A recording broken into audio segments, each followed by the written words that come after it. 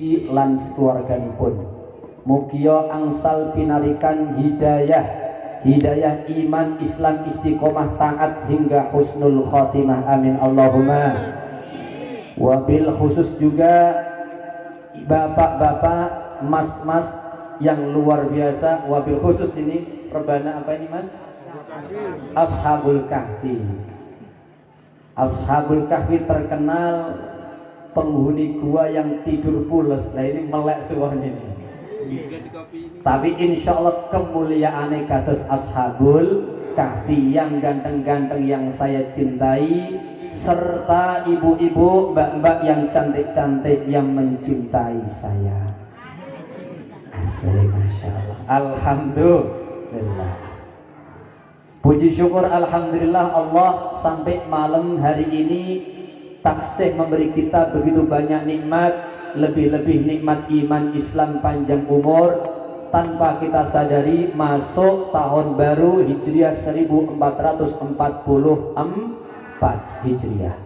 Tidak ada harapan, mudah-mudahan semua dosa kita, khilaf salah kita dimakfu, dilebur, diampuni oleh Allah Subhanahu wa ta'ala. Dan semua amal soleh mudah-mudahan ditampi, diridhoi dengan Allah Subhanahu wa ta'ala. Kedepannya semakin cerdas, semakin sae. Semakin cerdas kados nopo?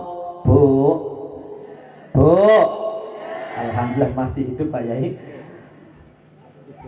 11 ayat terakhir daripada surah Ali Imran.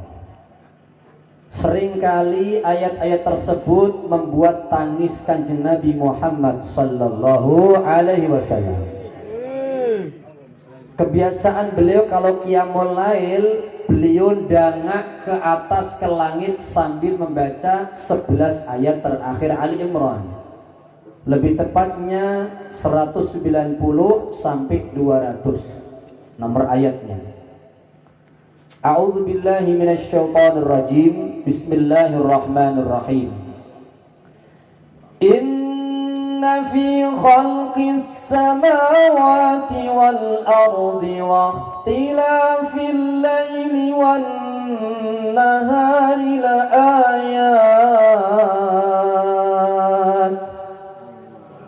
ayatin li ulil albab.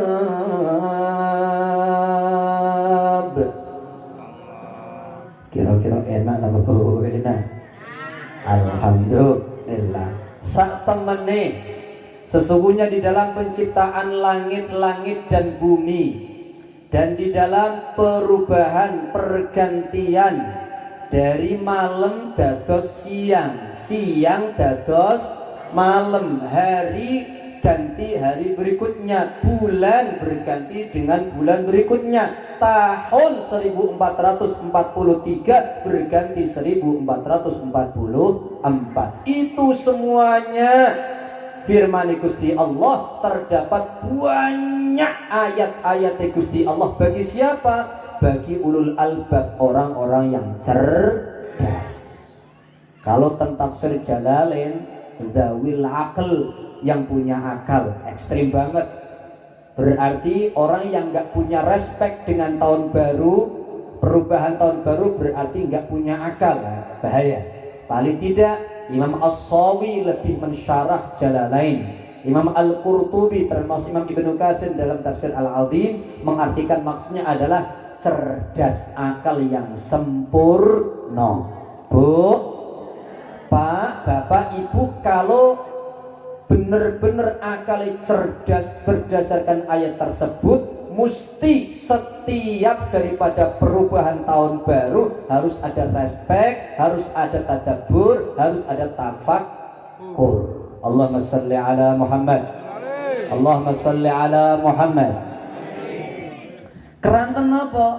Kanjeng Rasul sallallahu alaihi wasallam saat selesai qiyamul lail, dan maaf Bapak Ibu ngertos napa mboten, qiyamul lail Kanjeng Rasul tahajud kalih witir niku durasine berapa jam, ngertos napa mboten?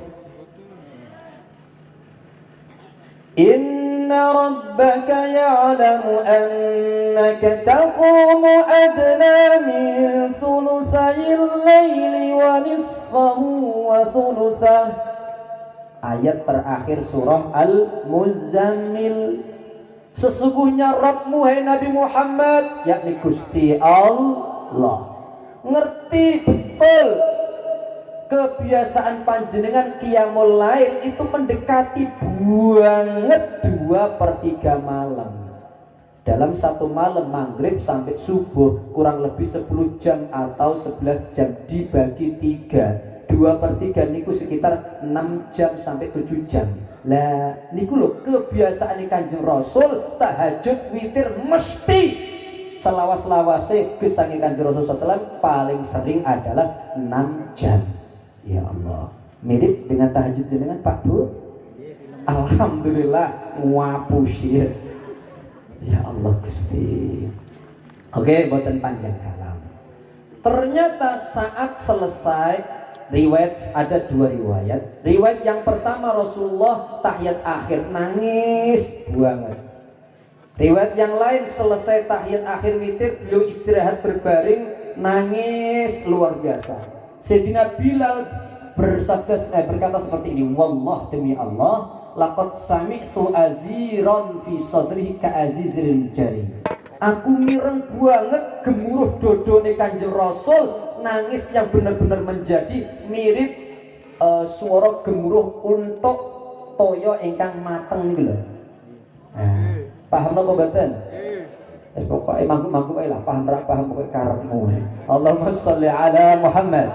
Allahumma sholli ala Muhammad. Nah terus Sayyidina Bilal tanglet Kanjeng Rasul, panjenengan kok sampai sedahsyat itu tahajud? Maaf, padahal panjenengan kan maksum, terampuni, tengapura dosa yang lalu maupun yang akan datang. Kok sampai sedahsyat itu tahajud? Kenapa tak Kanjeng Rasul? Kanjeng Rasul sabdane jawabe, ala tuhibbu an akuna abdan syakura. Apa ora seneng sampeyan aku pengen dadi hambane Gusti Allah ingkang bersyukur. Syukure Kanjeng Rasul umur panjang, sehatul afiah, bukan sekedar alhamdulillah, alhamdulillah, alhamdulillah, alhamdulillah, tapi perbanyak fisiknya juga kanggo ibadah. Allahumma shalli ala Muhammad. Allahumma shalli ala Muhammad. Ya Allah. Setelah itu piyambake sanjang ngeten, sabdo ngeten, wailun wailun wailun, celaka cilaka cilaka, rusak rusak rusak, hancur hancur hancur. Kagem sinten? Liman qara'aha walam yatafakkarha, bagi yang membaca itu ayat-ayat namun ora ana tafakkur. Ayatnya nopo tak Kanjeng Rasul? Akhirnya Kanjeng Rasul mau 11 ayat terakhir surah Al-Imran, yaitu nyinggung setiap pergantian waktu termasuk tahun baru, tahun yang lama menuju tahun yang baru harus ada respect. Dadi wong cerdas. Lah wong cerdas niku pripun? Alladzina yadhkuruna Allah. Ya Allah, mereka loh kalau punya umur digunakan kangge zikir. Allahumma sholli ala Muhammad. Perbanyak zikir. Imam Ibnu Abbas, seorang pakar tafsir di kalangan para sahabat nomor wahid, beliau memahami ayat tersebut. Ustadz, kenapa enggak kita langsung kepada Al-Quran? Ya ini, Bu, Pak, Mas, Mbak Yu, ampun ikut-ikutan kelompok Salafi Wahabi yang selalu gembor-gembor, ayo kita kembali Al-Quran hadis gundul. Harus dengan pemahaman sinten Pak Bu, para alim, ulama, salaf, kholaf, minimal mutaakhirin dari kiai-kiai yang sambung sanate sampai Kanjeng Rasul sallallahu alaihi wasallam. Di antaranya pun ngeten iki, alladzina yadhkurunallaha niku maknane secara tekstual ya zikir. Apakah wiridan terus maksudnya? Ternyata ora. Ada banyak pemahaman alim ulama salaf, di antaranya pun Imam Ibnu Abbas ponaane, maaf sepupune Kanjeng Rasul sallallahu alaihi wasallam. Sanjang maksudnya jogo salat 5 waktu, tur rajin salat sunnah, persis tindak tandui akhlaki amaliyah Kanjeng Rasul sallallahu alaihi wasallam. Salatullah salamullah ala taha rasulillah. Salatullah salamullah ala yasin habibillah, ala yasin habibillah. Salatullah salamullah ala taha rasulillah. Salatullah salamullah ala yasin habibillah, ala yasin habibillah. Masya Allah, cakep.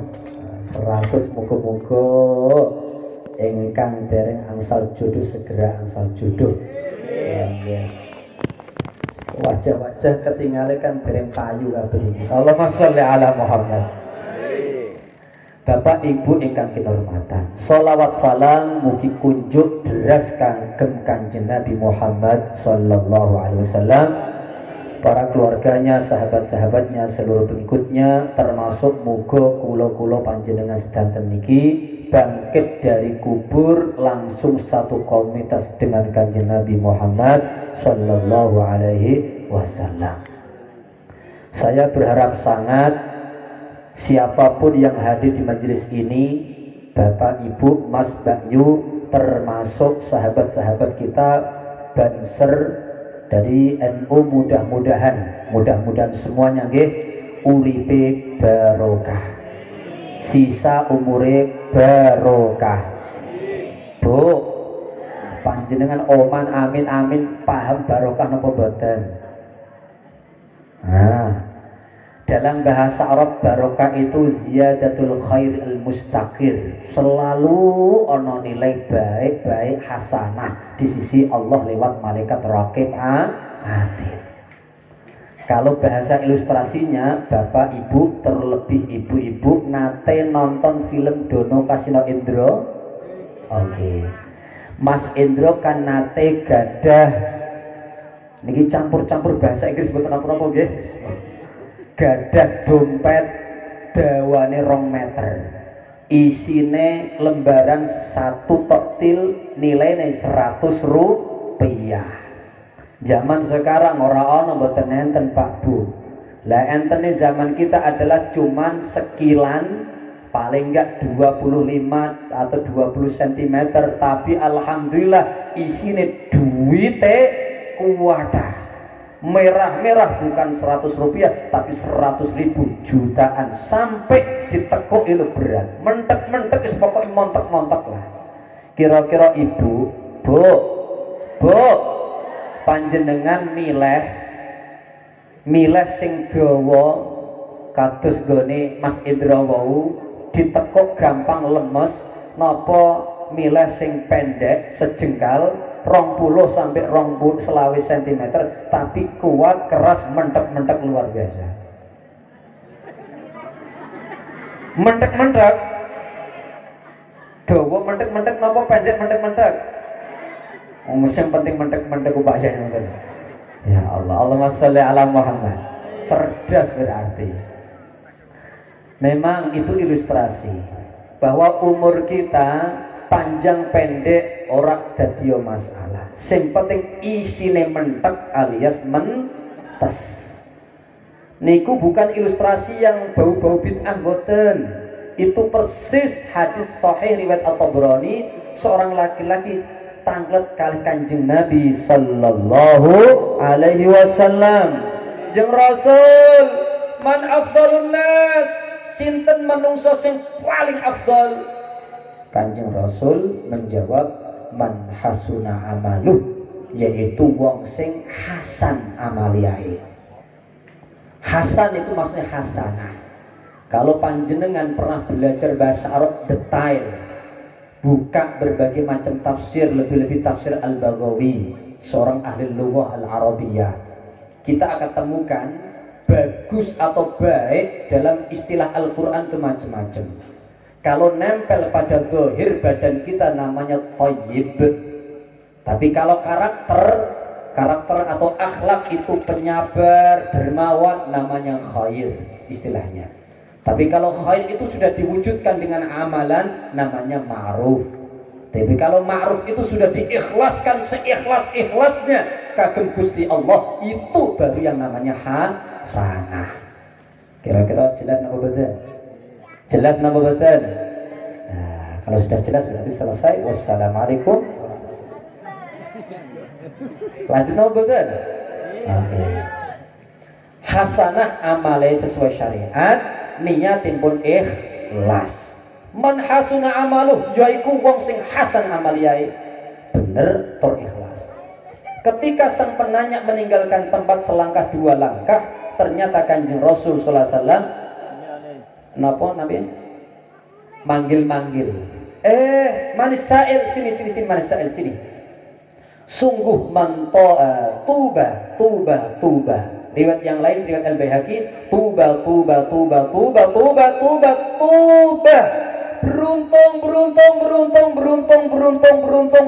Beruntung. Sabda di Kanjeng Nabi, sinten liman bagi sinten mawon tola umruhu dawa umure wa hasuna amaluh tur mentes bagus amaliyae. Ternyata Kanjeng Rasul sallallahu alaihi wasallam boten memprioritaskan panjang atau pendek umur. Yang penting dan yang paling penting adalah umure mentes. Sisa umur iki yuk bareng-bareng perbanyak bendahara alias bekal akhirat. Maka kalau saya tinggali panjenengan semuanya ini insyaallah tondo-tondo sing diberkahi Gusti Allah. Terlebih saya berani berkata, insya Allah secara riset Al-Quran, Sunnah maupun kalam-kalam para alim ulama athar, wajah-wajah panjenengan ini insya Allah yakin ahli surga ni Allah. Loh kok ngertos?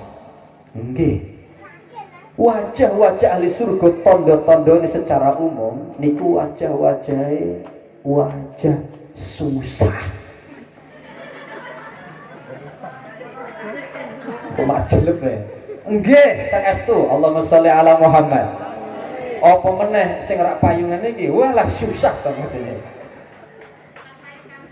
Susah boten zahir. Maksudnya ad-dunya sijnul mukmin, hadis riwayat Muslim. Dunya iki mesti memang layak menjadi penjarane wong muslim. Wong muslim susah-susah terdahulu, insya Allah baru pantas masuk surganya Allah subhanahu wa ta'ala. Secara zahir nuruti nafsu menungso, jam sementen turu kelonan enak apa boten? Enak apa? Enak. Ada yang terbangan sih rapatnya paham. Allahumma sholli ala Muhammad. Tapi ternyata panjenengan tetap taklim, didampingi malaikat-malaikat rahmah sampai insya Allah jam gangsal nanti. Gimana pun jam gangsal kan ini? Oke. Wong Mbah Mustajab mau nyuwun sampai fajar ngoten. Allahumma sholli ala Muhammad. Ya Allah. Niki jelas insya Allah panjenengan tanda-tanda nih calon penghuni surga. Bapak Ibu ingkang kinurmatan, menyinggung sedikit tentang perubahan tahun baru Hijriyah. Teringat kisah perjuangan hijrahnya Nabi besar Muhammad sallallahu alaihi wasallam. Berangkat dari Al-Quran, surah Al-Anfal, jatuhnya juz yang ke-9, lembarannya yang ke-10, wajah posisinya sebelah kiri, tengah ayat ke-30 surah Al-Anfal. A'udzubillahi minasyaitonirrajim. Bismillahirrahmanirrahim. Alah, kurang kompak. Ulangi menah yuk. 1, 2, 3. dhisik belum.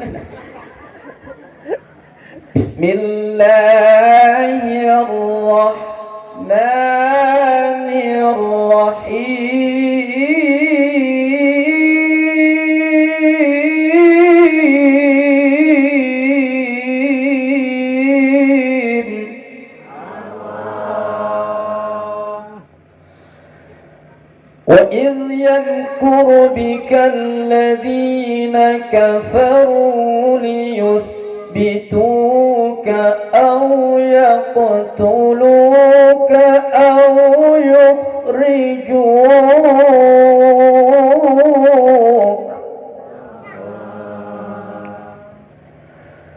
وَيَمْكُرُونَ وَيَمْكُرُ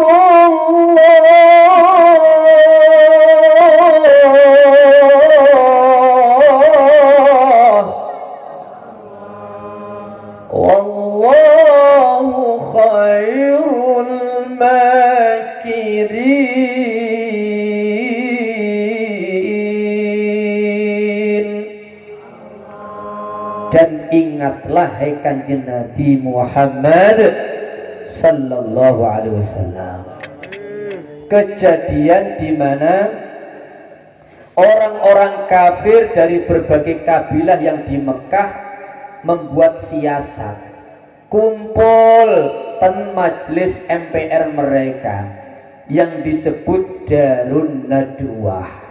Tahun akhir 13 kenabian Rasul sallallahu alaihi wasallam, lebih tepatnya bulan Safar, tanggal pinten, tanggal 27. Hari nopo? Hari Kamis.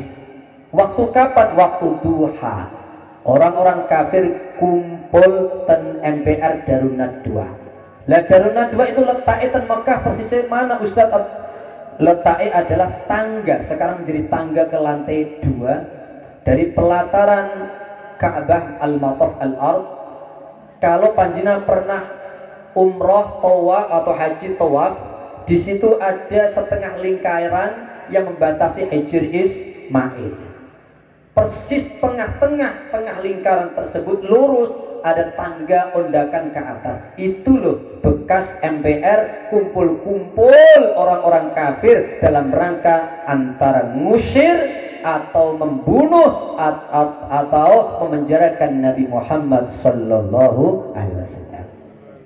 Kok sedetail itu Ustaz? Ya, saya coba kombinasikan kitab-kitab sejarah tertinggi dan tervalid sedunia, yaitu Sirah Nabawiyah tertinggi karangan Imam Ibnu Ishaq, namun jarang lengkap karena memang tidak temukan.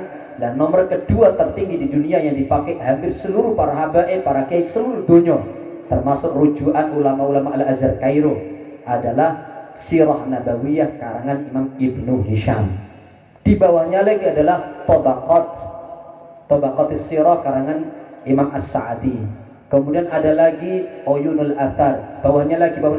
Artinya hampir seluruh kitab sejarah zaman kita mesti rujukannya ke sejarah tertinggi ini. Kita ambil dari jilid kedua, tebalnya sekitar 20 cm tebal kitabnya.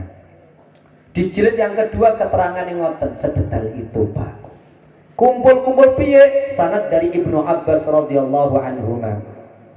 Dari cerita Rasul sallallahu alaihi wasallam bahwa orang-orang kafir semuanya kumpul di Darun Nadwah.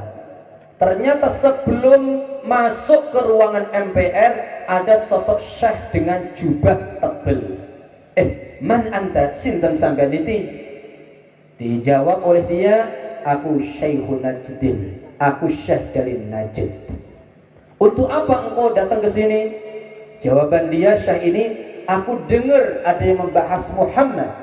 Aku benci mati sama Muhammad. Kata dia, laknatullahi alaihi. Tak lain tak bukan jelmaan dari syaitan. Allahumma salli ala Muhammad. Tolong disimak, nanti insya Allah ada pertanyaan dari saya. Yang nggak bisa jawab push up 100 kali. Yang bisa jawab insya Allah ada reward. Sekali jawab benar insya Allah 50.000 insya Allah. Simak secara ilmiah. Ternyata Bapak Ibu yang dimati Allah, aku dengar ada bahas Muhammad, aku benci sama Muhammad. Boleh aku masuk, barangkali aku bisa ngasih usulan. Oh, naam, ajal, udkhul, masuk ke ruangan. Rapat dimulai. Bagaimana cara menghentikan dakwah Islam yang dibawa Muhammad, kata mereka.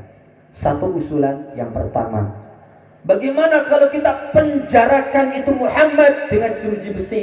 Kita nggak usah kasih makan minum sampai modar, kata mereka. Bahasa mereka. Allahumma salli ala Muhammad. Allahumma salli ala Muhammad. Syekh ini wujud dari iblis berkata, lah, jangan. Kenapa? Laisa hada bi ra'yin. Ini bukan pendapat yang tepat. Alasannya apa? Kalian kan tahu itu Muhammad mulutnya kayak apa. Di sana sudah banyak pengikutnya. Kalau kalian tidur pulas malam-malam itu dikepung, diambil itu Muhammad dari tangan kalian. Kalian bisa gandol untung. Benar juga ya, kalau diculik itu gimana? Jangan. Undur ilal akhar. Cari pendapat yang lain, kata iblis. Pendapat yang kedua, bagaimana kalau kita usir saja itu Muhammad sallallahu alaihi wasallam? Udah biarin, nggak ngefek, terserah dia pola tingkahnya di sana, dakwah Islam di luar Mekah, yang penting nggak berada di Mekah. La, laisa hada bi ra'yin. Itu bukan pendapat yang tepat. Lalu alasannya apa? Kalian kan sudah tahu mulutnya Muhammad itu seperti sihir. Siapapun yang dengar ucapannya langsung tunduk jadi budaknya. Kalau kalian biarkan keluar Mekah, makin banyak pengikutnya bisa menyerang kalian.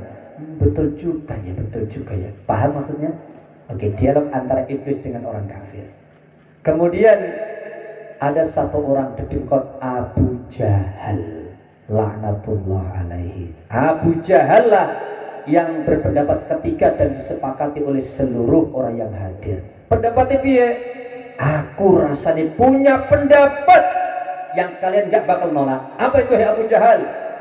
Yaitu kita libatkan semua kabilah, ambil satu pemuda saja yang gagah, yang perkasa, yang pintar main pedang, kita bekali syaifan sarima dalam hadisnya.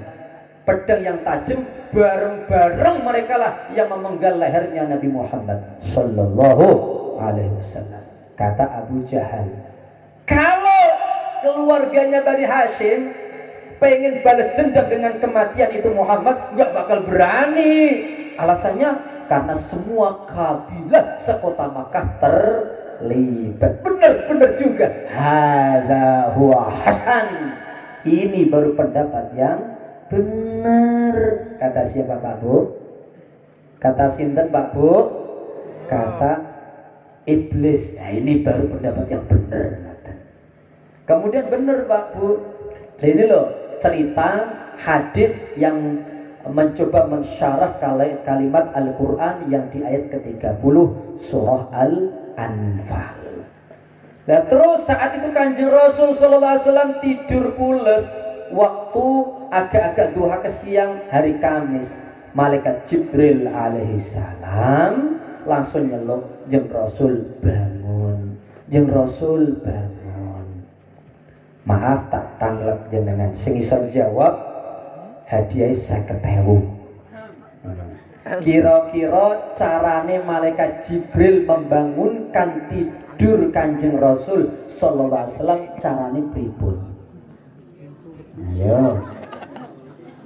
Apakah seperti ibu-ibu biasanya ngebyur bojone? Allahumma sholli ala Muhammad. Ayo tak hitungi 5 kali. 1 2 uluk salam boten. Tapi sudah lumayan bagus ikhtiar, yaitu jempole Kanjeng Rasul bagian suku yang kanan digolak-golak diutak-utik malaikat Jibril. Kira-kira panjenengan Bu, Mbak kagem garwane jenengan ngoten apa boten? Oh nggih. Malah pret. Allahumma sholli ala Muhammad. Ya Allah. Kalau kelihatan wajah-wajah ngeten iki biasanya Pak, tangi Pak, subuh Pak, kebyur itu. Allahumma sholli ala Muhammad. Bapak Ibu mati Allah, setelah bangun ngasih tahu beberapa hal. Di antaranya pun nopo, yang pertama jeng Rasul la tabit ala ma kunta tabitu alaih. Ojo nginep nggih, ojo tilem istirahat malam hari ini nanti di tempat tidur, di tempat tilem biasanya panjenengan tilem. Perintah saking Jibril alaihissalam. Terus di antaranya pun adalah ini, yang kedua, adina rabbuka bil khuruj. Riwayat yang lain amaroka bil khuruj. Gusti Allah memerintahkan panjenengan agar medal keluar segera dari Makkah. Tak badi tanglet.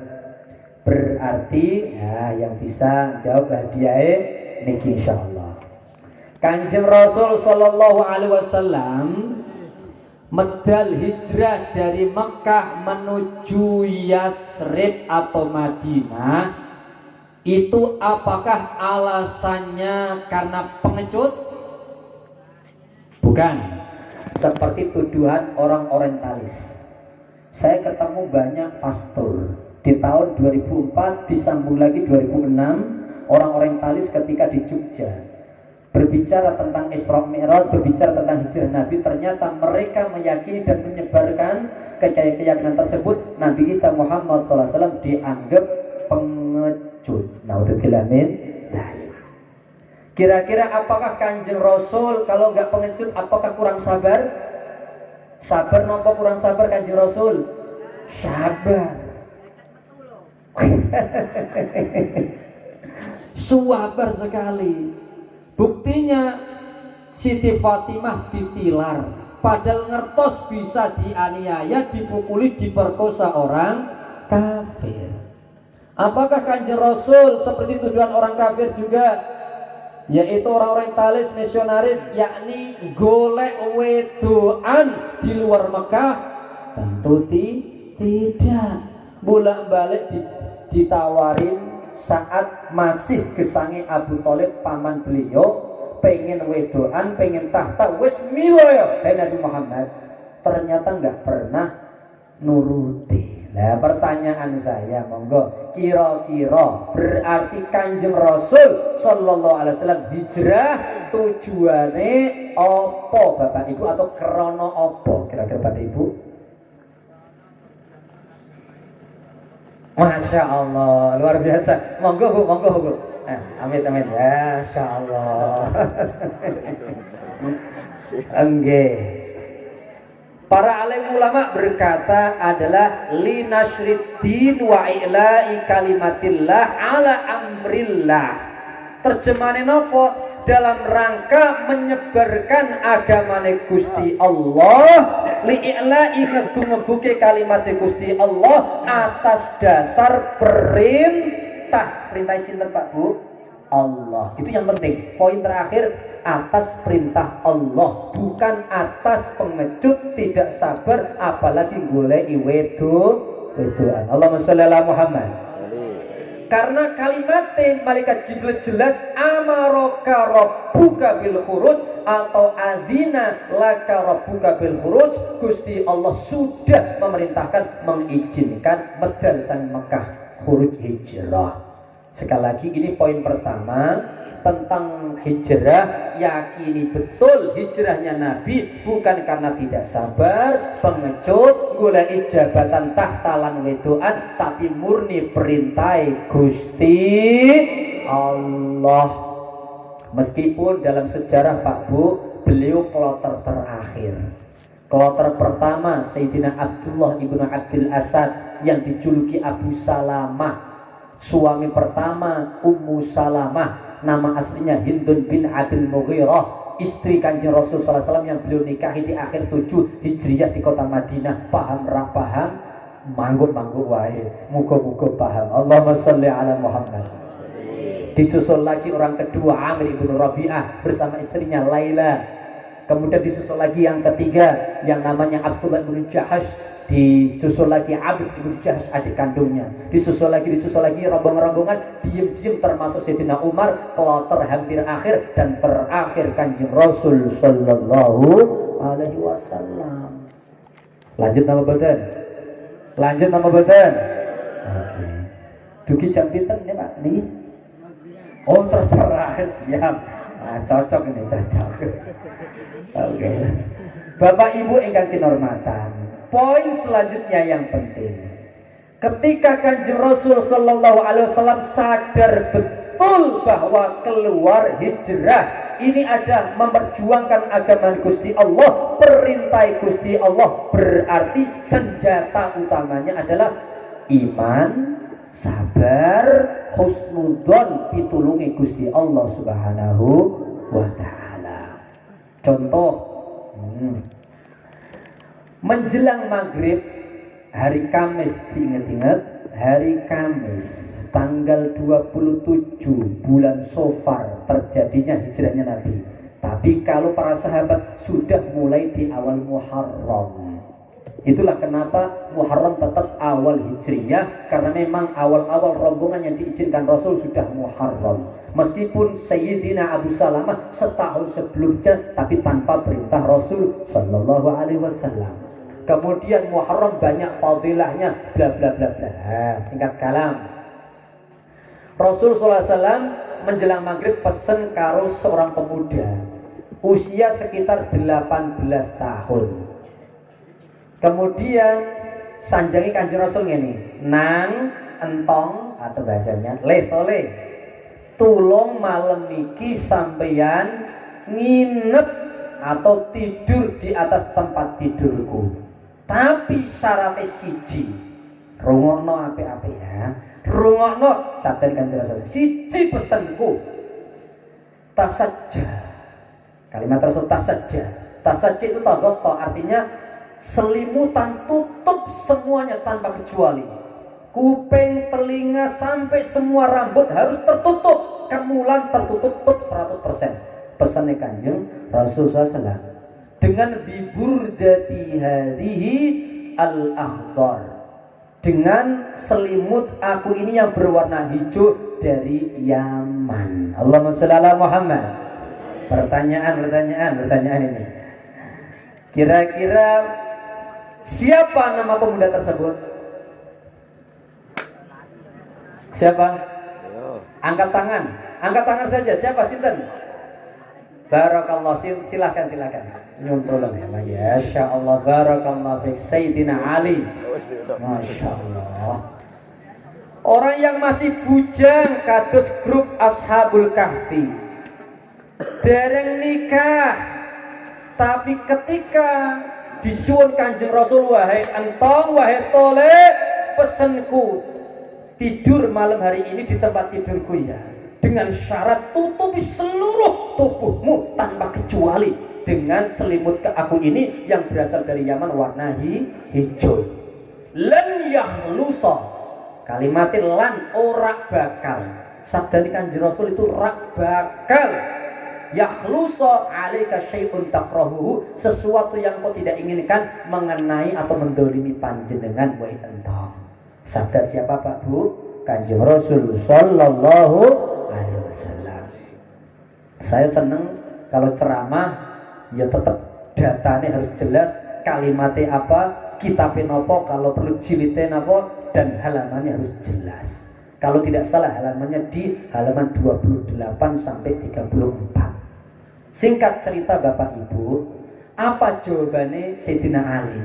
Seorang pemuda belum nikah, tahu entar malam, hei Sayyidina Ali, banyak orang ngepung rumahku griyoko. Saat itu rumahnya beliau masih sekarang jadi maktabah Mekah. Kalau sebelah timur dari Ka'bah sekitar 200 meter, yang dulu bekas rumahnya abah beliau dan Abu Thalib paman beliau. Nah, terus ternyata Bapak Ibu Rasulullah, jawaban sang pemuda apa? Bala ya Rasulullah. Bala ini kenapa sih? Siap. Dalam bahasa Arab itu ada ajal, naam atau siap, di atasnya lagi naam, di atasnya lagi bala. Nah itu siap 100% bala. Ya Allah, kira-kira tak tanglet ini Ashabul Kahfi. Panjenengan umpamane disuwun tiang sepai jenengan, utawa Pak Yai jenengan, nang engko bengi aku dikepung wong PKI umpamane, utawa dikepung musuh-musuh Islam. Aku ape disembelih ditusuk-tusuk ora karuan. Tulung ya sampean ganti posisiku tempat tidur. Kira-kira sampean gelem napa mboten? Aduh. Mesti wajah-wajahe, "Mbah, ojo aku." Lagi nih sing tuwa-tuwa Mbah Qasimul Awqaf iki lho, sing nate ngrasake uhu-uhu aku dereng. Allahumma sholli ala Muhammad. Termasuk yang ngomong kok. Ya Allah Gusti. Ternyata Sayyidina Ali jawabin, "Aja bala ya Rasulullah." Siap Kanjeng Rasul. Padahal tahu taruhannya adalah nyawa. Pelajaran penting, cakep deh, cocok, cucuk. Beliau walaupun muda, insya Allah surga nih cakep. Takarrub kali Kanjeng Rasul sallallahu alaihi wasallam, karena perjuangannya memang sami'na wa ata'na. Beliau ngajari kula panjenengan walaupun bukan nabi, bukan rasul, kalau pengen derajat surgane tinggi, yuk selalu sami'na wa ata'na kali perintah Gusti Allah maupun perintah Kanjeng Rasul sallallahu alaihi wasallam. Ternyata Pak Bu, tengah malam Jumat tanggal pinten Pak Bu? 28 bulan Safar, dikepung oleh pemuda dengan pedang-pedang yang tajam. Ternyata betul ujung-ujungnya pagi hari bahkan sampai waktu duha, Jumat duhanya itu nggak nemu Rasulullah. Dobrak pintune Kanjeng Rasul, sing ditemu adalah entong yang bernama Sayyidina Ali radhiyallahu anhu wa karramallahu wajhah. Dan sampai akhir ternyata beliau tidak dianiaya oleh orang kafir. Allahumma sholli ala Muhammad. Terbukti napa boten? Terbukti napa boten? Ternyata kalimat Rasul yaitu tadi ora bakal sampean dianiaya kalau syaratnya panjenengan nutupi dengan berkah selimut Kanjeng Nabi sallallahu alaihi wasallam. Terbukti pedang Rasulullah ngajari kita kalau Bapak, Ibu, Pak Kiai semuanya memperjuangkan agama Gusti Allah, yakin setiap saat, setiap waktu ada saja pertolongan Allah. Salatullah salamullah ala Rasulillah.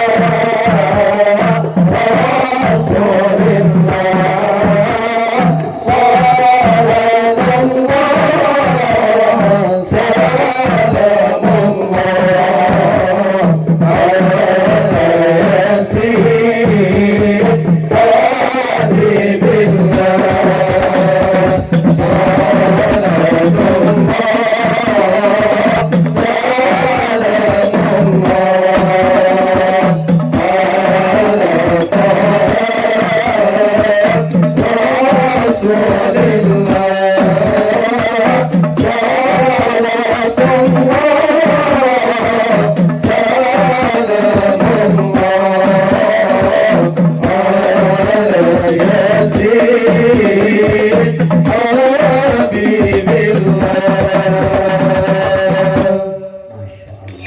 ditambah lagi mana bukti bahwa modalnya Kanjeng Rasul dalam setiap dakwah diantaranya adalah iman, sabar, plus husnudzon kali pertolongan Gusti Allah. Itu yang pertama.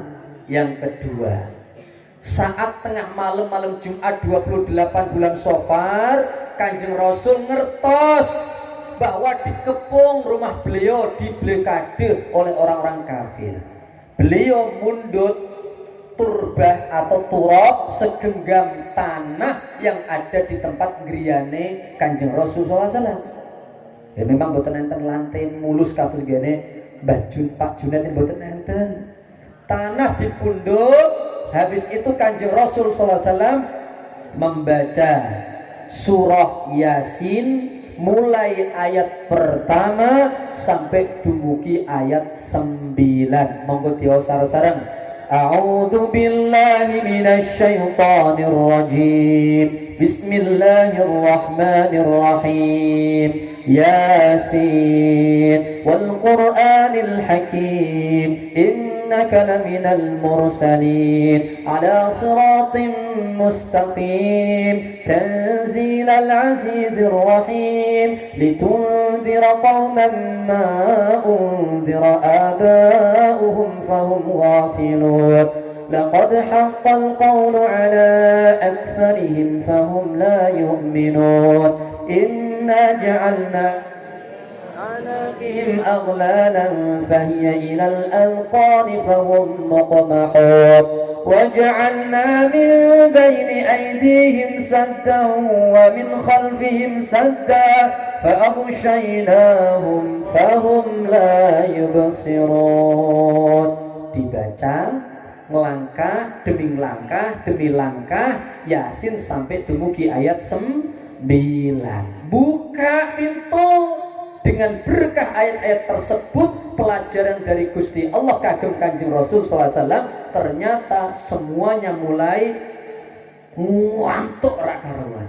Bahkan sebagian riwayat dalam Tabaqat As-Sa'diyah tadi, sebagian sudah ngorok dalam keadaan ruko, ono sing berdiri. Bahkan ketika Kanjeng Rasul sallallahu alaihi wasallam menaburkan debu tersebut, langsung turun ning pelataran. Allahumma sholli ala Muhammad. Ini loh yang disebut nyirep atau sirep syar'i. Ya Allah.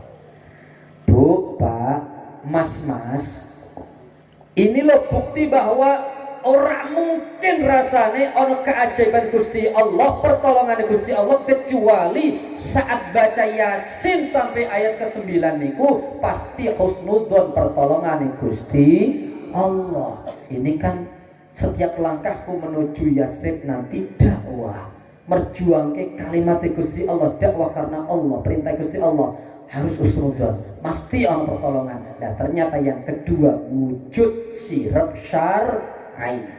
Monggo Pak Bu, dari pelajaran punika bapak-bapak luweh-luweh mas-mas niki, langkung-langkung mas-mas, kalau lagi safar berkendaraan, di tengah perjalanan di hadapan enten polisi kathah siap-siap razia panjenengan, rumangsa rak merumangos boten betok napa niku STNK, SIM, tetet bengek yang lainnya. Ingat pelajaran. Bismillahirrahmanirrahim. Yasin wal Qur'an Hakim. Kira-kira panjenengan diapakno? Langsung gebuk ya. Lah kenapa? Karena panjenengan rak yakin iki nanti mandi atau ora ya? Mandi atau ora ya ora? Terutama digunakan bukan pada tempatnya, tapi ijazah dari beberapa habaib, termasuk kiai saya, salah satu kiai Mbah Yai Marwazi Al-Batawi, beliau muridnya Mbah Yasin Al-Fadani, sekelas sekamar dengan Mbah Maimun Zubair almarhum. Alhamdulillah beliau ngasih ijazah. Kalau nggak begitu pengen dilihat, atau bahkan polisi itu nggak sadar kalau sampai lewat, sering-sering baca Bismillahirrahmanirrahim wa mursaha inna rabbi laghafurur rahim, sambil mantep insyaallah panjenengan ora tingeti. Insyaallah pokoknya diamalkan, termasuk Yasin dengan syarat benar-benar yakin. Tapi kalau jenengan yakin ketangkep, ya yakin ketangkep. Allahumma sholli ala Muhammad. Oke. Kemudian jamaah yang dimuliakan Allah, termasuk bukti Rasulullah SAW setiap langkah dalam memperjuangkan agama Gusti Allah, apapun bentuknya dan judulnya, adalah husnudzon pertolongan Gusti Allah dunia dan akhirat, adalah saat Kanjeng Rasul jemput Sayyidina Abu Bakar ke rumahnya, arah ke kiri lewat dua gunung kecil yang sekarang ngriyane Sayyidina Abu Bakar menjadi toko-toko emas di sebelah kiri daripada menara jam. Nah, terus Kanjeng Rasul Shallallahu Alaihi Wasallam bersama beliau berdua langsung menuju arah ke selatan. Ini arah utara mana Pak? Kan begini. Arah utara yang mana? Ke sana. Oke. Ini Makkah, ini Madinah. Kanjeng Rasul SAW tidak lantas ke utara menuju Madinah, tapi beliau ke selatan. Kenapa? Beliau orang yang cerdas. Kalau menuju ke sini langsung ketangkep, karena ini termasuk jalan yang sering dilalui para manusia pada umumnya. Sedangkan ke sini banyak tebing, banyak jurang, banyak pegunungan, banyak binatang-binatang buas yang memang jarang orang lewat daerah selatan. Kemudian beliau muter sampai muter-muter. Singkat cerita, ketika berjalan jamaah yang dimuliakan Allah SWT sampai di Gua Thur,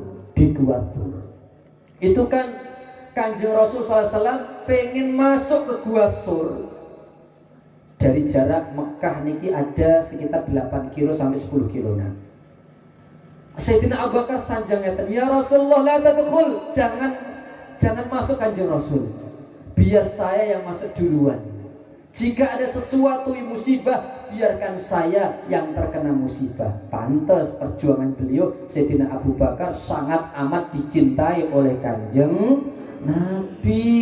Bahkan sampai bersumpah, Kanjeng Rasul bersumpah, demi Allah seandainya aku diizinkan oleh Gusti Allah mencintai manusia sebesar cintaku kepada Gusti Allah, mesti manusia yang paling pertama, yang paling utama aku cintai bukan bojo, bukan garwane Kanjeng Rasul, bukan putra putri Kanjeng Rasul, tapi sinten Pak Bu? Sayyidina Abu Bakar As-Siddiq. Muga-muga saged kita warisi. Ini loh, bukan nabi, bukan rasul, derajat surga ini tinggi. Bahkan dalam kitab Fiqhul Akbar, akidah Maturidiyah, akidah kita Ahlussunnah wal Jamaah, beliau manusia termulia sejagat raya nomor 1 setelah urutan para nabi dan para rasul. Ternyata ngajari kalau pengen derajat surga, perjuangan untuk agama di Gusti Allah. Ternyata Pak Bu masuk itu Sayyidina Abu Bakar ke dalam gua. Guanya pintunya agak kecil, tapi dalamnya bisa cukup 3 sampai 4 orang. Terus masuk, ternyata Bapak Ibu, beliau menemukan tempat itu rak layak, kotor sekali.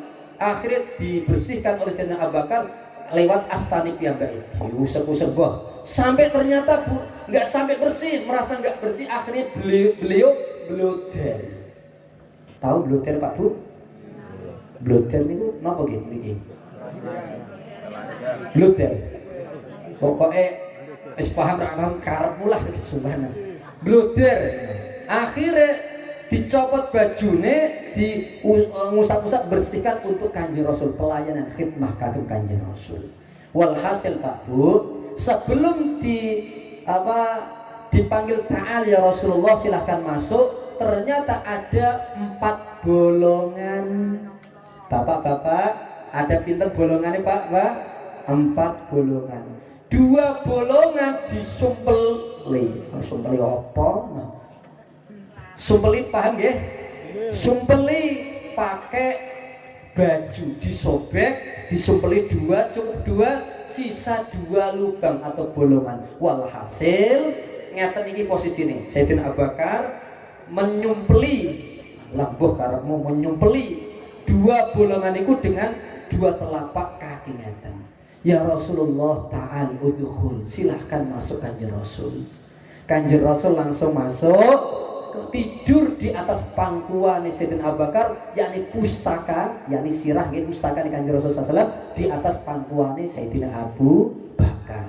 Kinten-kinten Pak Bu, Kanjeng Rasul kira-kira lelah napa lulah, capek napa cuapek.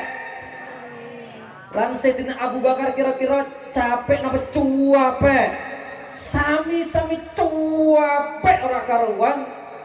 Bagaimana rak capek? Nanti kalau terasakan ceritanya. Singkat kalam, ternyata Pak Ibu saat jaga khidmah Kanjeng Rasul supaya tidur pules, ono ulo nyengat. Singkat riwayat yang lain kalau jengking, tapi yang paling masyhur adalah ular. Nyengat ngentuk bahasa Inggrisnya dengan ngentop sukune Sayyidina Abu Bakar As-Siddiq, nyut ditahan, ternyata beracun menjalar ke semua saraf. Namun ditahan-tahan, tapi yang namanya beracun tetap orang itu ditahan secara fisik, netes air mata Sayyidina Abu Bakar mengenai pipi suci nih Kanjeng Rasul sallallahu alaihi wasallam. Kanjeng Rasul akhirnya bangun dari istirahat, tanglet, hei Abu Bakar, ma bika, apa yang terjadi dengan dirimu? Beliau pengen gak ngaku, tapi pertanyaan Kanjeng Rasul harus jujur. Wallah fida'an laka bi abi wa ummi ya Rasulullah, demi keselamatanku aku ridho rela sebagai tebusannya adalah bapak ibuku, yang penting kau selamat ya Rasulullah. Apa? Ternyata aku disengat dientop Kanjeng Rasul. Mana yang dientop mana? Ini loh Kanjeng Rasul. Akhirnya Kanjeng Rasul Bismillahirrahmanirrahim. Allahumma shalli ala Muhammad. Perhatikan cara ruqyah yang syar'i, cara ruqyah yang sesuai dengan min syarrin nafasat itu adalah angin, dominan angin tapi sedikit campur basah. Kalau ulangi meleh, sesuai ayat Al-Quran dan sesuai buahnya hadisnya Rasulullah itu selalu anginnya lebih banyak tapi sedikit basah setelah baca-bacaan ruqyah Al-Quran maupun doa hadis. Ternyata Bismillahirrahmanirrahim, kinten-kinten sembuh napa boten? Sembuh napa boten? Waras napa waras? Waras, Masya Allah. Orang mungkin ana keajaiban Gusti Allah waras cespleng langsung spontan waras sembuh, kecuali saat maos Bismillahirrahmanirrahim. Di dalam hati Kanjeng Rasul mesti ada keyakinan ini pasti ada pertolongan Gusti Allah. Allahumma sholli ala Muhammad. Monggo Bu, alhamdulillah masih ada nyawanya Mbak Haji. Panjenengan umpamane ngladeni garwa niku kan perjuangan nggih. Ngadeni garwa lagi motong-motong bawang tah napa kepelathok. Mbok mungkin kena wajahe, mbok kena tangane, mbok kena napa terserah. Contoh mawon. Monggo nyuwun tulung kalih garwa niku kan di tengah-tengah perjuangan ngladeni garwa. Pak napa Bu, nyuwun tulung suwuk kula kados suwuke Kanjeng Rasul sallallahu alaihi wasallam. Wah, bapak-bapak, mas-mas niki semangat sekali. Pundi Bu niki lho ten wajah kula Pak. Bismillahirrahmanirrahim. Wah, ora karuan. Oh semangat kok. Kira-kira waras apa? Kewarasan. Samut. Kewarasan. Malah nular ra karuan. Ludahe Kanjeng Rasul waras. Wangi seminggu ra ilang-ilang. Lah idune garwane jenengan buasine setahun ra ilang-ilang. Allahumma sholli ala Muhammad. Lanjut napa boten? Lanjut napa boten? Lanjut kopi metu ngene kok. Bapak Ibu yang dirahmati Allah, lagi-lagi itu bukti Kanjeng Rasul selalu husnudzan. Nah terus apalagi ya Ustadz atau Pak Yai, ada lagi hadis Bukhari dari Ibnu Abbas, dari Abu Bakar. Ternyata 3 hari 3 malam tentriku kan nginep Jumat, Sabtu, Ahad. Senin pagi meneruskan perjalanan ke arah selatan, ke barat, kemudian sampai 15 hari total sampai ke Kuba. Hari Senin tanggal 12 Rabiul Awal. Ingat-ingat nanti ada hadiah insya Allah pertanyaan. Nggak bisa jawab, push up 100 kali. Bapak Ibu mati Allah, ternyata bikin sayembara Abu Jahal, Abu Lahab. Siapapun yang bisa mendapatkan kepala 1 atau 2, hidup atau mati, mendapatkan jabatan yang tinggi, kemudian wedoan yang berat, bahaya monok-monok luar biasa. Pokoknya kemudian dikasih emas 1 dompol. ternyata semua dari yang pejalan kaki, kemudian pakai onta, macam-macam keluar sembara nyari Kanjeng Rasul Sallallahu Alaihi Wasallam dan sahabatnya. Ternyata ada beberapa pasukan di atas persis batu besar yang menutupi gua Sur, Jabal Sur. Riwayat yang kedua adalah depan pintu persis gua. Ada dua riwayat. Kalau riwayat yang di atas gua Sur pasukannya kelihatan bayangannya. Sayyidina Abu Bakar As-Siddiq mulai khawatir, "Ya Rasul, itu kok pasukan sudah ada di kita, di atas kita itu bayangannya. Lau absorona la amsakana." Kalau satu saja mereka melihat dingklok ke bawah, tentu kita akan ketangkep ya Rasulullah. Apa sanjang Kanjeng Rasul? La tahzan, innallaha ma'ana. Luar biasa, Masya Allah, kayak di surga baru terucap keluar kopi susunya. Masya Allah, Masya Allah. Bismillah. Silakan Bunda, silakan. Mbah Yai. Oh, silakan. Bu, silakan dilihat.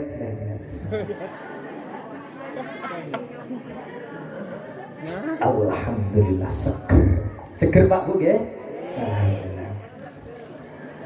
Bapak Ibu yang dirahmati Allah, ternyata ketika khawatir ketangkep Kanjeng Rasul, la tahzan, ojo sedih, ojo khawatir.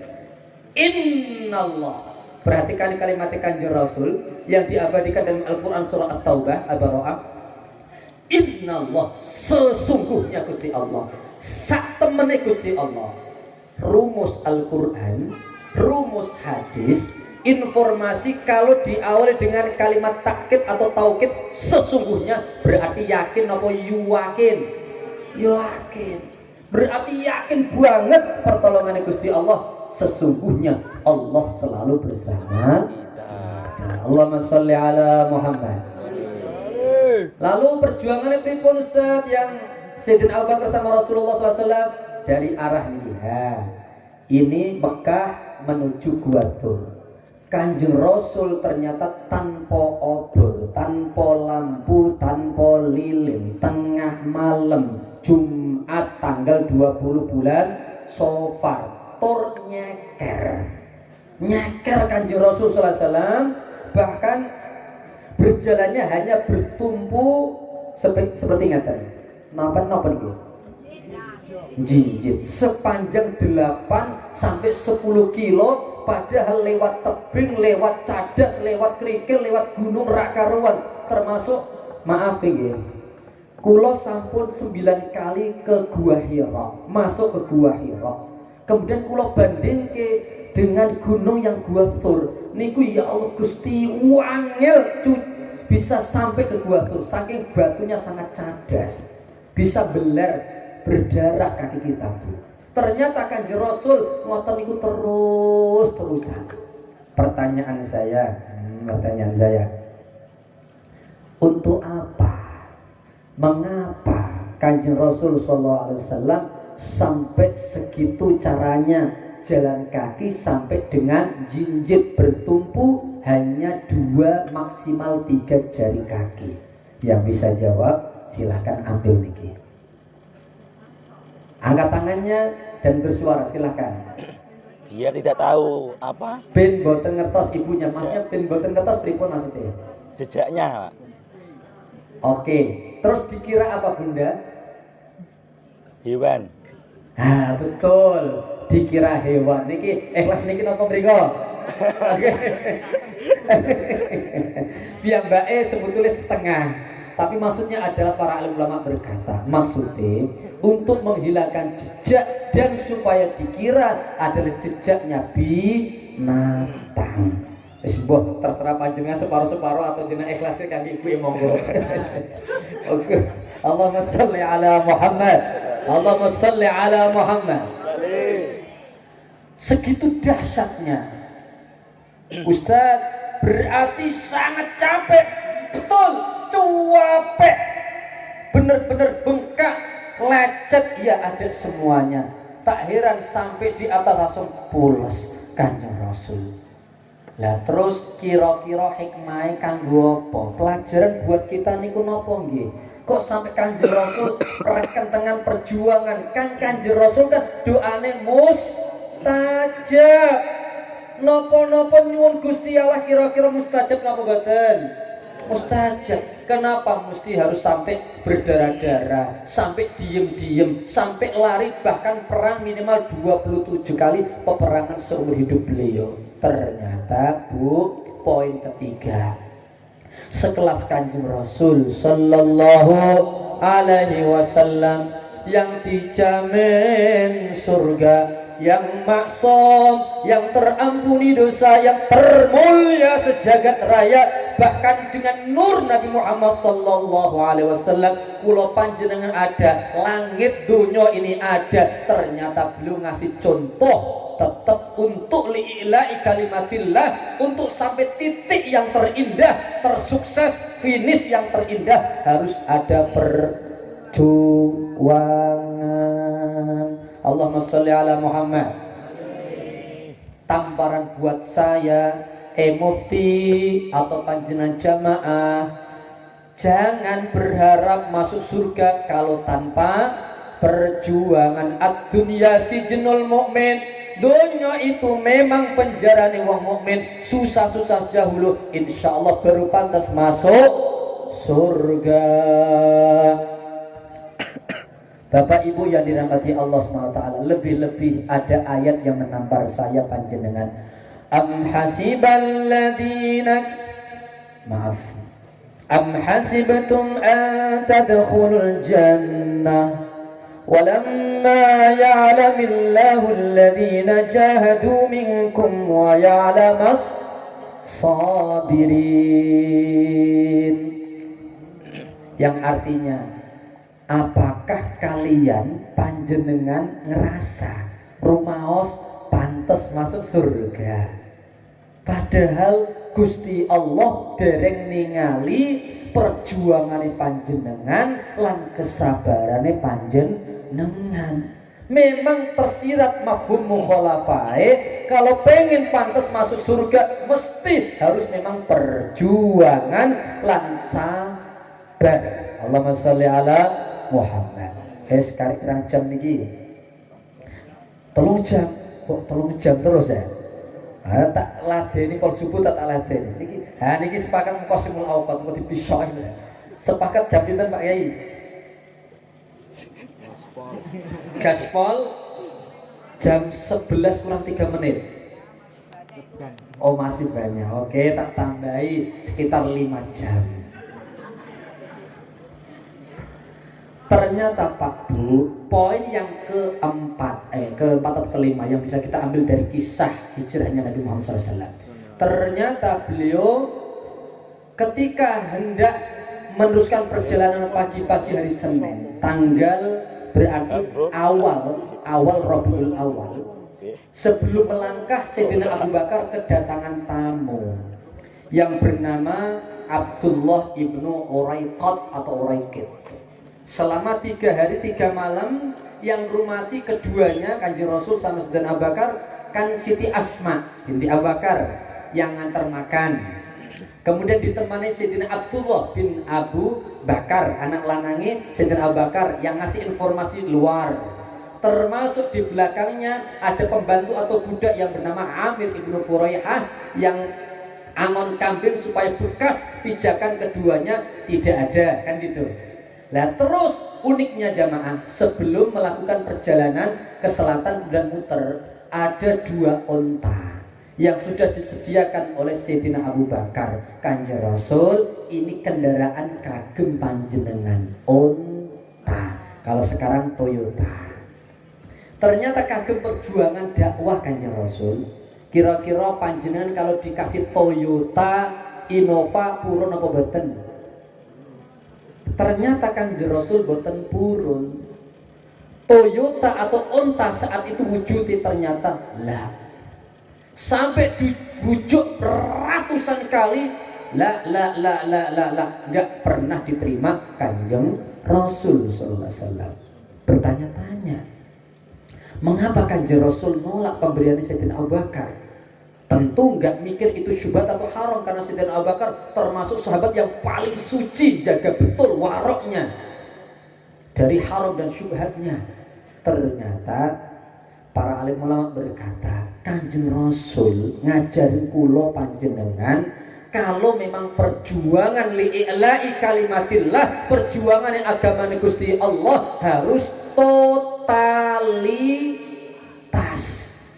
Ragane iya, keringete iya, nyawane iya, waktune iya, bahkan harta. Tamparan buat saya, yuk Pak, sodako, Agustusan Pak, Muharraman pengajian Pak. Tapi ternyata wong iku yang ngajak-ngajak orang medal babar blas. Allahumma sholli ala Muhammad. Nah, orang macam ini berarti dereng nyontoh uswah hasanah Kanjeng Nabi sallallahu alaihi wasallam. Berarti kira-kira Kanjeng Nabi biasa apa luar biasa? Luar biasa apa luar biasa? Ya Allah Gusti.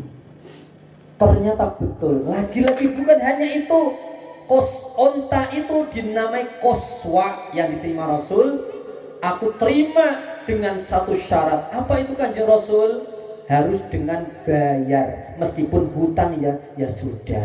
Ternyata bayar beberapa bulan kemudian dibayar hutang, bayar onta kuswa. Disebut koswa karena langkahnya koswa jauh sekali dibandingkan onta yang lainnya. Atau makna koswa artinya jauh daripada fungsi atau pergunaan pada umumnya onta. Ternyata Pak Bu, singkat kalam, sampai di Kuba hari Senin tanggal 12 Rabiul Awal, Senin, Selasa, Rabu, Kamis, mentok 4 hari 4 malam. Berada di Kuba, bangun masjid Kuba, jamaah di Kuba, Jumat pagi menjelang waktu duha meneruskan perjalanan menuju kota Madinah. Lah di Kuba niku ya desa Amr bin Auf, satu-satunya desa yang menampung para muhajirin semuanya dari awal sampai akhir. Ternyata onta kuswa, singkat cerita, ternyata berhenti sesuai pitedah petunjuk Gusti Allah, dan disitulah pusat perjuangan Kanjeng Nabi yang sekarang jadi pelataran dan Masjid Nabawi. Itu tempat berhentinya kuswa atas perintah Rasul. Lah maaf Pak Bu, saat turun, singkat cerita, maaf ini singkat cerita, Kanjeng Rasul istirahat sebentar ke rumahnya Sayyidina Abu Ayyub Al-Ansari. Alhamdulillah sudah 3 kali ke makam beliau, dan makam beliau berada di Turki. Saya sudah ziarah ke sana 3 kali. Alhamdulillah. Kemudian Rasulullah, pertanyaan pertama saat itu Pak Bu, tangklet itu tanai sopo?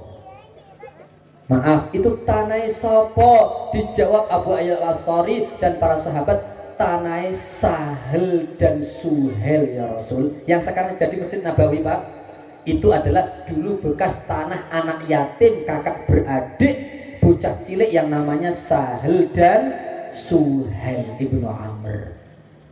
Ada perlu ya Rasul? Demi Allah, jika engkau membutuhkan tanah itu untuk apapun dakwah panjenengan atau rumah panjenengan, demi Allah kami bujuk untuk mengikhlaskannya. Pertanyaan saya, Rasulullah nanya-nanya, bahkan awal datang ngap-ngapan nafas Rasul, pertanyaan langsung itu tanai sopo. Kira-kira buat apa pertanyaan Rasul tentang tanah? Pengen bangun apa Pak Bu? Masjid. Allahu Akbar. Di Kuba bangunan pertama boten griya tapi masjid.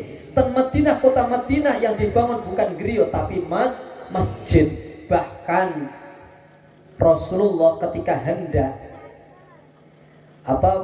peletakan batu pertama, piyambake sanjang ke Sahel dan Suhel, wahai ananda Sahel Suhel dan pengasuhnya, demi Allah aku bakal tumbas tanah iki kanggo masjid.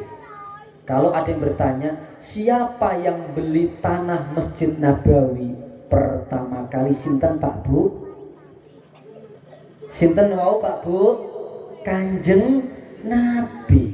Niku jariah sinten Pak Bu? Kanjeng Nabi, walaupun dengan akad hutang. Lagi-lagi Rasulullah ngajarin perjuangan secara totalitas. Kira-kira isin apa uisin kali Kanjeng Rasul? Ya Allah, niki bagi kula tambaran Mufti, jangan asal hanya ayo keluarkan harta, tapi darimu harus keluarkan harta contoh bagi umat yang lain. Allahumma sholli ala Muhammad. Terakhir 2 jam saja. Bangunan yang pertama dibangun adalah masjid. Kira-kira apa alasannya? Yo, yang bisa jawab? Orang bisa. Urusannya Pak Junet nih. Oke. Apa alasannya Kanjeng Rasul sallallahu alaihi wasallam bangun pertama kali adalah masjid? Umumnya kula jenengan pindah atau transmigran atau hijrah pasti yang dipikirin tempat tinggal, nyari kos-kosan minimal kontrakan, tapi tidak untuk Kanjeng Rasul. Ngajari kula jenengan bukan, tapi masjid. Kenapa masjid Pak Bu? Ayo. Ini diem meneng candle ngerti? Pura-pura nggak tahu atau memang nggak ngerti? Wajah-wajahnya boten ngertos ketinggalan gini. Lah kesuwen tak tunggal-tunggal agak nyekeli sirah, harus nyekeli sirah kesuwen bahwa Kanjeng Rasul sallallahu alaihi wasallam ngajari yaitu Pak Bu, utamakan urusan akhirat. Utamakan rumah istana akhirat sebelum rumah dunia. Terbukti daripada kalimat Kanjeng Rasul saat peletakan batu pertama kali oleh Kanjeng Rasul sendirian untuk Masjid Nabawi. Sayyidina Umar duduk-duduk ningali Kanjeng Rasul piyambakan gotang-gotong boto karo watu. Awale ngoten niku. Kemudian Kanjeng Rasul Sayyidina Umar akhirnya berdiri. Wahai sahabatku, jika kali kita hanya duduk ningali Kanjeng Rasul sallallahu alaihi wasallam, maka kita akan jauh daripada rahmati Gusti Allah.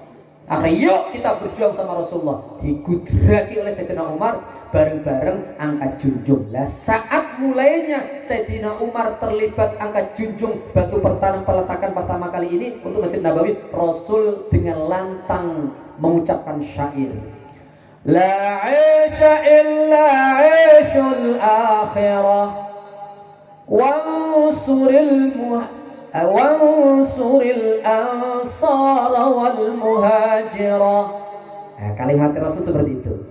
Ya Allah, tidak ada kehidupan yang sejati, hakiki, yang layak kita kejar kecuali kehidupan akhirat. Dan tulung Gusti sahabat Ansor maupun Muhajirin. Berarti tujuan atau hikmah mengapa masjid tersirat dari kalimat beliau, utamakan istana akhirat. Kedua adalah tujuan utamanya supaya masjid pusat peradaban Islam dunia.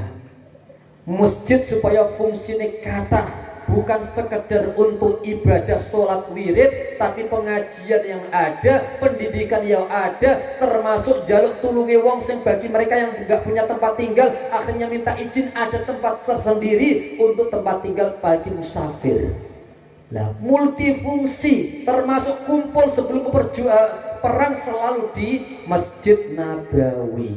Pak Bu, termasuk ada pesantren kecil di Masjid Nabawi sekarang berada di samping Raudhah, ada namanya tempat ahli sofwa saat itu tempat pesantren orang-orang yang musafir tidurnya malamnya di masjid bagian itu. Allahumma sholli ala Muhammad. Ditambah lagi Pak, saat itu sahabat-sahabat penduduk Madinah yang muslim itu terkena rentenir.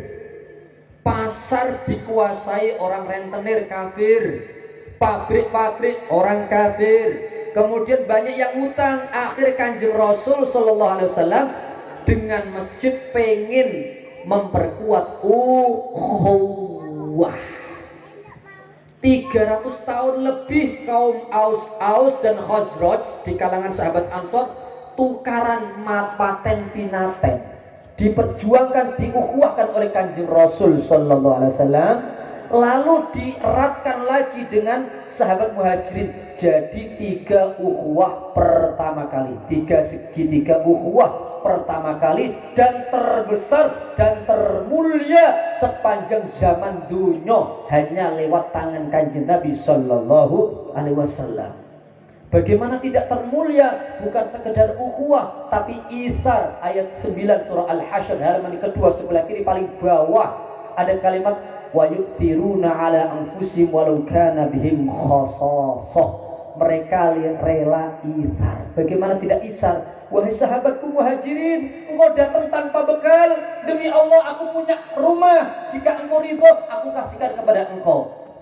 Wahai kaum muhajirin, engkau rasa-rasanya bujangan pergi ke Madinah tanpa istri. Demi Allah, saya punya istri 4 atau 3 atau 2. Mana yang kau taksir? Demi Allah, detik ini aku akan ceraikan. Tolong segera nikahi mantan istriku setelah iddah. Kira-kira ada zaman sekarang seperti itu? Kira-kira ada atau tidak? Mustahil ada. Nampak-nampak bapak-bapak, mas-mas yang tinggi, apalagi beliau orang bakal ikhlas garwani kanggo wong liya. Allahumma sholli ala Muhammad. Ya Allah. Termasuk sing ngomong jamaah.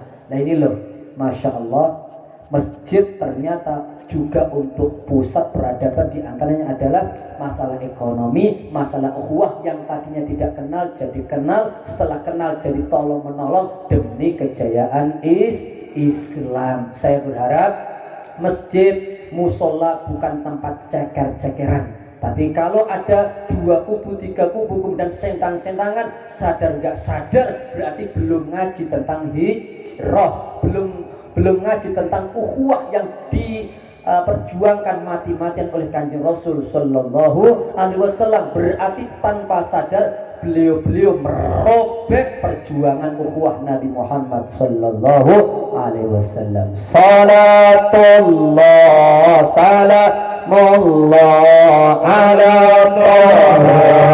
Rasulillah. Salatullah salamullah ala yasin habibillah, ala yasin habibillah. Salatullah salamullah ala Rasulillah. Salatullah salamullah ala yasin habibillah, ala yasin habibillah.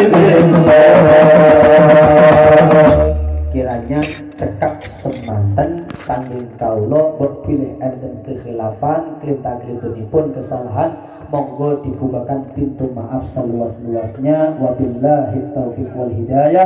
Subhanakallahumma wa bihamdika asyhadu an la ilaha illa anta astaghfiruka wa atubu ilaik. Insyaallah di episode yang akan datang kita berjumpa kembali. Wassalamualaikum warahmatullahi wabarakatuh.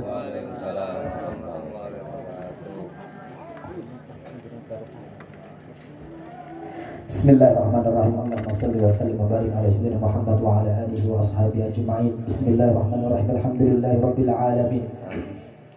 Hamdan syakirin, hamdan na'imin, hamdan yuwafi ni'amah wa yukafi'u mazidah. Ya Allah, ya Rabbana, ya Rabbana, ya Rabbana, ya Rabbana. Lakal hamdu kama yanbaghi li jalali wajhika wa 'azimi sultanik. Allahumma shalli wa sallim wa barik ala sayyidina Muhammad wa ala alihi wa ashabihi ajma'in. Salatan tunjina biha min jami'il ahwali wal afat wa taqudina biha jami'al hajat wa tutahhiruna biha min jami'is sayyi'at wa tarfa'una biha indaka a'la darajat wa taballughuna biha aqsal ghayat min jami'il khairati fil hayati wa ba'da al mamat. Allahumma a'inna ala dhikrika wa syukrika wa husni ibadatik. Allahumma ati nufusana taqwaha wa zakkiha anta khairu man zakkaha anta waliyuha wa maulaha ya dzal jalali wal ikram. Allahumma ya Ghaffar ya Ghafur ighfir lana, ampunkanlah dosa-dosa kami ya Allah, ampunkanlah dosa kedua orang tua kami ya Allah, muliakan dan angkatlah derajat orang tua kami ya Allah, catatkanlah nama orang tua kami termasuk ahli surgamu ya Allah, catatkanlah nama almarhum daripada yang mudah-mudahan tercatat sebagai ahli surga firdausmu ya Allah. Ya Rahmanu ya Rahim, ya Rahmanu ya Rahimu, ya Rahmanu ya Rahim. ampuni dosa keluarga kami, kerabat-kerabat kami, guru-guru kami, kiai-kiai kami, tokoh-tokoh kami, orang-orang yang pernah berjasa berbuat baik kepada kami, walil muslimina wal muslimat wal mu'minina wal mu'minat al ahya'i minhumul amwat. Allahumma taqabbal minna du'ana fa innaka sami'un alim wa tub 'alaina innaka antat tawwabur rahim. Allahumma inna nas'aluka al-istiqamah wa husnal khatimah. Rabbana hab lana min azwajina wa dhurriyyatina qurrata a'yun waj'alna lil muttaqina imama. Rabbana atina fid dunya hasanah wa fil akhirati hasanah wa qina adzaban nar. Wa sallallahu ala sayyidina wa maulana Muhammad wa ala alihi wa ashabihi wa sallam walhamdulillahi rabbil alamin. Al-Fatihah. أعوذ بالله من الشيطان الرجيم. بسم الله الرحمن الرحيم. الحمد لله رب العالمين الرحمن الرحيم مالك يوم الدين. إياك نعبد وإياك نستعين. اهدنا الصراط المستقيم صراط الذين أنعمت عليهم غير المغضوب عليهم ولا الضالين آمين يا رب العالمين.